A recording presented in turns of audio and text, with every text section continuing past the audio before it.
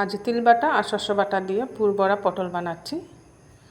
এর জন্য প্রথমেই একটু মোটা মোটা দেখে পটল নিয়েছি। আর পুর ভরা পটল বানাতে গেলে এইভাবে একটু মোটা মোটা পটল হলে ভালো হয়। প্রথমেই একটা ছুরির সাহায্যে পটলের মুখটা কেটে নিয়েছি। তারপর একটা চামচের পিছন দিক দিয়ে ঘুরিয়ে ঘুরিয়ে পটলের ভিতরে শ্বাসটা বের করে নিচ্ছি। এই শ্বাসটা সম্পূর্ণরূপে বের করে এইভাবে একদম পটলের ভিতরটা খালি করে নিতে হবে, তবেই পুর ঢুকাতে সুবিধে হবে। এখানে ভিতরের অংশটা সম্পূর্ণরূপে বের করে নিয়েছি। আর পটলগুলোও দেখুন একদম পকেটের মতো বানিয়ে নিয়েছি। আর ভিতরের অংশটা বিচি যদি একটু শক্ত হয়ে থাকে তাহলে বিচিগুলো ফেলে দিবেন, আর তা না হলে বিচিগুলো থাকলে কোনো অসুবিধা নেই। এখানে নিয়ে নিয়েছি পনির। আর এই পটলের ভিতরের অংশটা আমি এখন মিক্সার গ্রাইন্ডারে পেস্ট বানিয়ে নেব। আমি যতটা পটলের ভিতরের শ্বাস নিয়েছি সবগুলোরই বিচি কচি আছে, তাই ফেলতে হচ্ছে না। এইভাবে মিক্সার গ্রাইন্ডারে দিয়ে একটা পেস্ট বানিয়ে নিচ্ছি। এবার এর মধ্যে 2 চামচের মতো নারকেল কুড়া দিয়ে দিচ্ছি। নারকেল কুড়া দিয়েও আবার মিক্সিটা ঘুরিয়ে নেব। গ্যাসে একটা কড়াই বসিয়ে দিয়েছি। এর মধ্যে দিয়ে দিচ্ছি রিফাইন্ড অয়েল। এর মধ্যে সামান্য হলুদ দিয়ে দিলাম। এবার যে পটলের শ্বাসটা আমি পেস্ট করে রেখেছিলাম ওইটা খুব ভালো করে ভেজে নিতে হবে। নারকেল কুড়া, পটলের শ্বাস সব একসাথে আমি দিয়ে দিয়েছি, দিয়ে খুব ভালো করে ভেজে নিচ্ছি। এটা ভালো করে ভাজতে হবে যাতে কাঁচা গন্ধ না থাকে। খুব ভালো করে বারবার নাড়িয়ে এটাকে আমি ভাজা ভাজা করে নিচ্ছি। এর মধ্যে কিন্তু এখনও কোনো মশলা দিই নাই। এবার দিচ্ছি সামান্য শস্য পাউডার।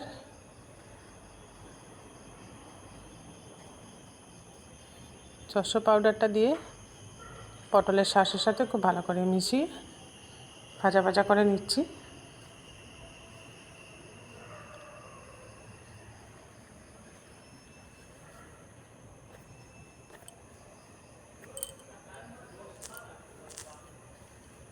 এবার এর মধ্যে দিয়ে দিচ্ছি পনির। পনিরগুলো এখানে আমি হাত দিয়ে স্ম্যাশ করে দিচ্ছি।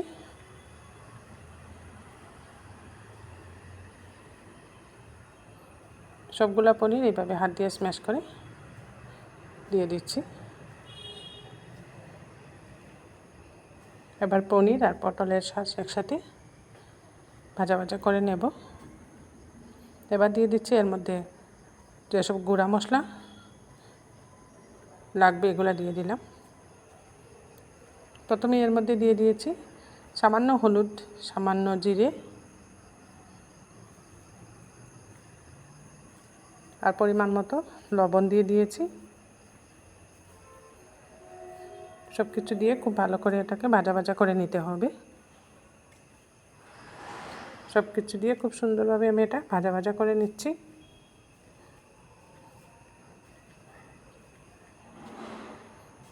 কড়াই থেকে ছেড়ে ছেড়ে আসছে, তখনই বুঝতে হবে এগুলো ভাজা হয়ে গেছে খুব সুন্দর। এবার আর ভাজবো না, একটা বাটিতে এটা নামিয়ে নিচ্ছি। এই দেখুন একটা বাটিতে নামিয়ে নিয়েছি। একটু ঠান্ডা করে নেব। ঠান্ডা হয়ে যাওয়ার পর এই যে পটলগুলা পকেট বানিয়ে রেখেছিলাম এই পটলগুলোর মধ্যে ধীরে ধীরে পুরটা ভরে দিচ্ছি। এটা একটা দারুণ টেস্টি রেসিপি, আর এটা সম্পূর্ণ নিরামিষ রেসিপি।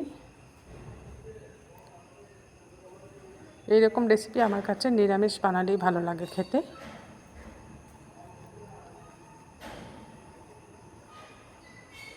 আমি কিন্তু পটলটাকে আগে ফ্রাই করি নাই, পুর ভরার পর হালকা ফ্রাই করে নেব পটল।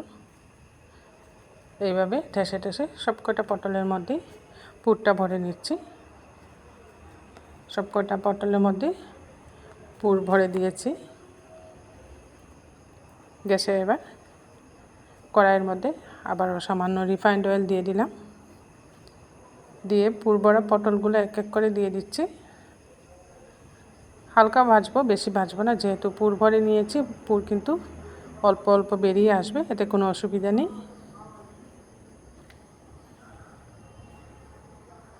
সবগুলা পটল দিয়ে দিচ্ছি।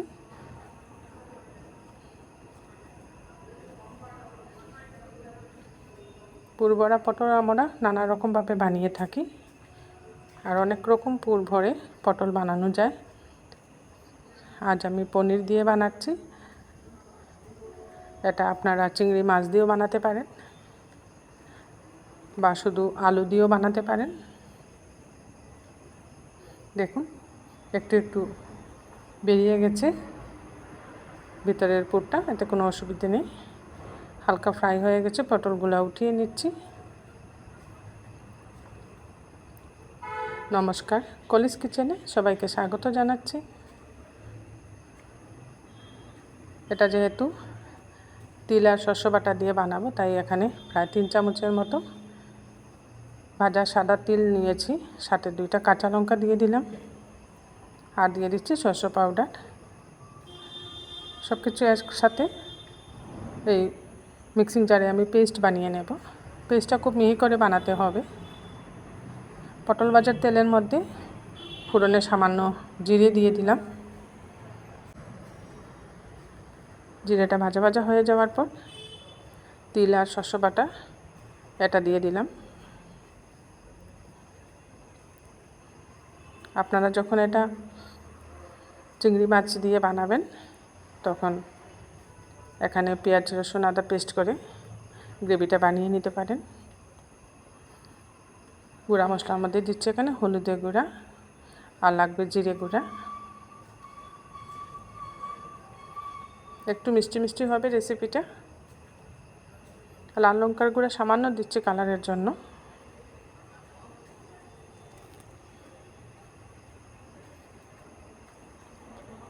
তিল বাটা আর শস্য বাটা দিয়ে পনিরের পুর ভরা পটল রেসিপিটা যারা ফেসবুক থেকে দেখছেন, ফেসবুক পেজটা ফলো করে নেবেন। আর যারা ইউটিউব থেকে দেখছেন, কলিজ কিচেনটা সাবস্ক্রাইব করে নেবেন। এবার এটাকে খুব ভালো করে কষিয়ে নিতে হবে। গ্রেভিটা যত ভালো করে কষানো হবে, রেসিপির টেস্টটা তত ভালো হবে।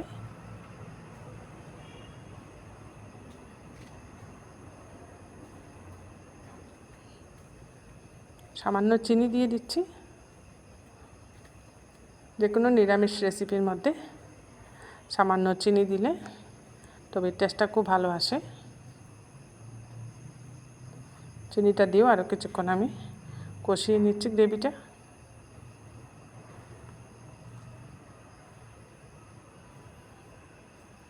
আর তিল খাওয়া শরীরের পক্ষে খুবই ভালো, তাই এইভাবে আপনারা সাদা তিল বা কালো তিল ভেজে একটা কৌটোয় ভরে রেখে দিতে পারেন।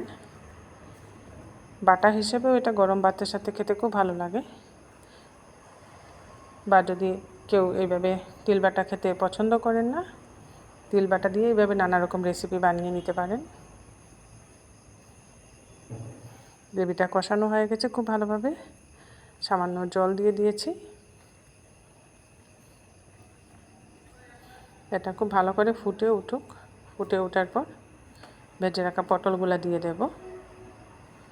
পটলগুলো গ্রেভির মধ্যে কিছুক্ষণ ফুটিয়ে নিতে হবে, তবে খুব সুন্দরভাবে সিদ্ধ হয়ে যাবে পটল। আমার এই রেসিপিটা আপনাদের ভালো লাগলে বানিয়ে খাবেন। কমেন্টে জানাতে ভুলবেন না টেস্টটা কীরকম লাগলো আপনাদের।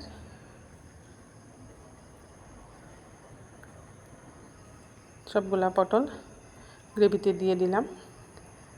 আর সামান্য পুর ছিল, পুরটাও আমি দিয়ে দিয়েছি।